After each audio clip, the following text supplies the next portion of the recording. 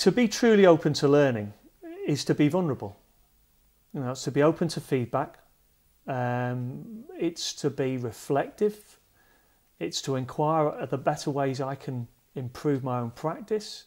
If it doesn't work first time, it needs resilience to go forward. It's to collaborate and share, and to enable me to say to my colleague, I don't get this, can you help me?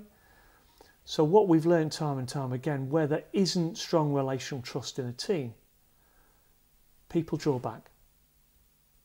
They're not open. They don't give truthful feedback that would help their colleague improve because they're worried about how that would be received. And similarly, people become defensive about feedback. They question the motives for the message that they maybe didn't want to hear. It's where a leader can create strong relational trust in a team is paramount to create effective learning. And not just between the leader themselves and their team, but between the people within that team as well.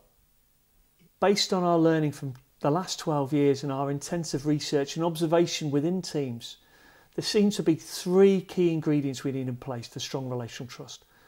The first one is personal regard. Personal regard for the people we work with. We value them as human beings. This is something time and again where people don't notice when it's present, but the minute it's not present, it creates huge amounts of anxiety and stress. The example I'd give is a leader we worked with a few years ago who on a Monday morning would tour at the building, giving out spreadsheets to colleagues, asking them to fill them in by lunchtime without even saying, how was your weekend? He was a man who didn't connect with people on a personal level, and his colleagues pushed him away. And he learned through engaging with his colleagues as human beings, with families, with friends, with concerns, with interests. He got a whole lot more from them because he invested time in that. Now, it wasn't something he himself needed, but many of the people in his team did need it. This idea that within our team, people have different needs. And it's not about seeing the world as we see it, but it's actually thinking we only ever see our perception of the world, not as it is. And therefore, what are other people's needs and how can I best meet them? Now, that investment in time at the start creates that openness to learning and starts to build that trust. But that on its own isn't enough. We also need in our teams professional regard, where people feel valued as professionals, supported, developed, and helping them to grow as professionals and develop their skills and talents. And where we have ineffective learning, ineffective feedback, then we find people don't feel valued as professionals. The third and final element is being competent. We've never worked with a leader who's created strong relational trust with people in their team where their colleagues didn't feel that they were competent.